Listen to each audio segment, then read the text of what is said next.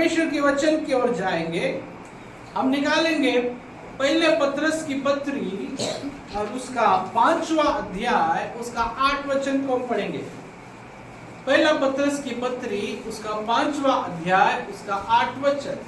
सचेत हो और जागते रहो क्योंकि तुम्हारा विरोधी शैतान गरजने वाले सिंह के समान इस खोज में रहता है कि किसको फाड़ खाए और किसको फाड़ खाए। हालेलुया। हालेलुया। देखिए परमेश्वर का वचन क्या कह रहा है। परमेश्वर का वचन कह रहा है सचेत हो और जागते रहो क्योंकि तुम्हारा विरोधी शैतान गरजने वाले सिंह के समान इस खोज में रहता है कि किसको फाड़ खाए। Praise God. अब शैतान मसीह जीवन के ऊपर निरंतर अटैक करते रहता है, वो प्लानिंग करते रहता है। हालेलुया। हालेलुया। वो जांचते रहता है कि मसीह लोग कौन सी गलती करते हैं, विश्वासु कौन सी गलती करते हैं, इनके जीवन में कौन सी बुराइयां हैं, वो इनके जीवन में कौन सा ऐसा पाप है। शत्रु योजना बनाकर जांचता रहता है। यहोवा ने शैतान से पूछा तू कहाँ से आता है? तू कहाँ से आता है? शैतान ने यहोवा को उत्तर दिया पृथ्वी पर इधर उधर घूमते हुए और डोलते डालते आया हूँ। परमेश्वर ने कहा क्या तूने मेरे दास अय्यूब पर ध्यान दिया है? शैतान कहता है हाँ, तूने उसे संपन्न किया है, इसीलिए आज तेरी क्या करता है, वो उपासना करता है। परमेश्वर का वचन कहता है तुम सचेत हो और जागते रहो। आज विश्वासु लोग ना सचेत है ना जागते हैं। शत्रु कब आकर भरमा कर चला जाता है,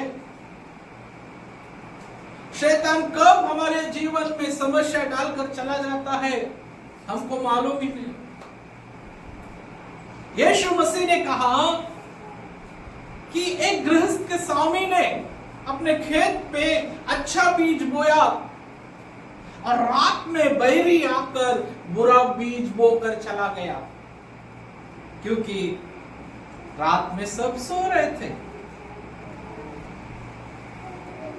आज विश्वासु लोग ना जागते हैं ना सचेत रहते हैं, इसीलिए शत्रु आकर हमारे जीवन में काम कर जाता है और हमारे जीवन में समस्या डालकर चला जाता है।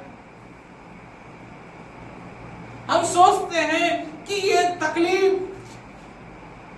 प्रभु में रहने के बाद भी क्यों है, ये समस्या प्रभु में रहने के बाद भी क्यों है, ये निराशा प्रभु में रहने के बाद भी क्यों है। हमारी पुरानी गलतियां हमको याद आती हैं, पुराना स्वभाव हमारे अंदर आ जाता है, पुराना चाल चलन हमारे अंदर आ जाता है, जो हमने छोड़ दिए थे, हमने उस तरफ मुंह मुखर कर वापस आ गए थे, हमें फिर से वो याद आने लगता है। क्यों? आप फिर से सो गए हैं और आप सोने के कारण शत्रु आकर जंगली बीज बोकर चला गया। यीशु समाचार उसका 24 अध्याय उसके 11 वचन को पढ़ेंगे।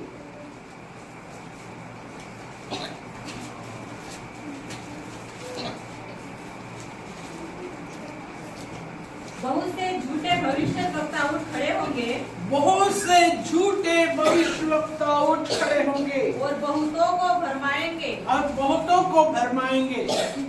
हालेलुया। हालेलुया। और ऐसे ही बहुत से झूठे लोग आएंगे और झूठी भविष्यवाणियां भी करेंगे।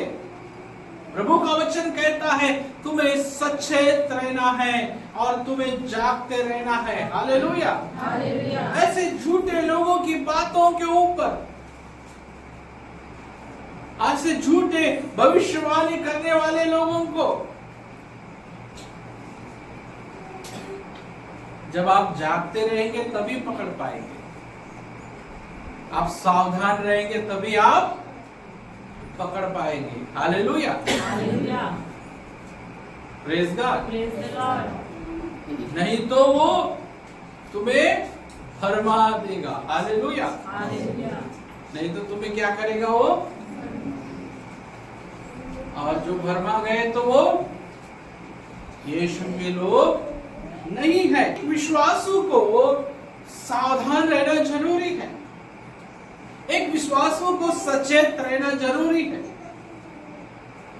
और यही पतरस कहता है कि जब तक आप प्रभु में सावधान नहीं रहेंगे, जब तक आप प्रभु में सचेत नहीं रहेंगे, तो शत्रु की योजना से कैसे बच सकेंगे? क्योंकि शत्रु तो फाड़ खाने वाला है। हालेलुया। हालेलुया। शत्रु तो क्या करने वाला है? फाड़ खाने वाला है। मैं और किसी की बात नहीं कर रहा हूं, विश्वास जीवन की बात कर रहा हूं। यहूदा इस्करियोती के विषय में उन्होंने बोला, वो तो यीशु मसीह के साथ था पर वो यीशु मसीह के पास नहीं था। हालेलुया। हालेलुया। प्रत्येक विश्वासी को जांचना है कि हम क्या यीशु मसीह के पास है कि नहीं। साथ रहना बहुत, यीशु ने कहा बुलाए हुए तो चुने हुए। हालेलुया। अभी बारिश में जाकर देखो, नाले नदी में पूरा कचरा भरा रहता है। ये संसार विश्वास जीवन में ऐसी कचरा डालना चाहता है कि आपको दोषी ठहराने के लिए। पर परमेश्वर आपके जीवन को देखेगा और बोलेगा सचमुच इनमें कचरा पड़ा है। परमेश्वर मुंह फेर लेगा। पर मेरे प्रियो, आपको रोकना है उन बुरी बातों को, जो भली है उसको आपको पकड़कर चलना है।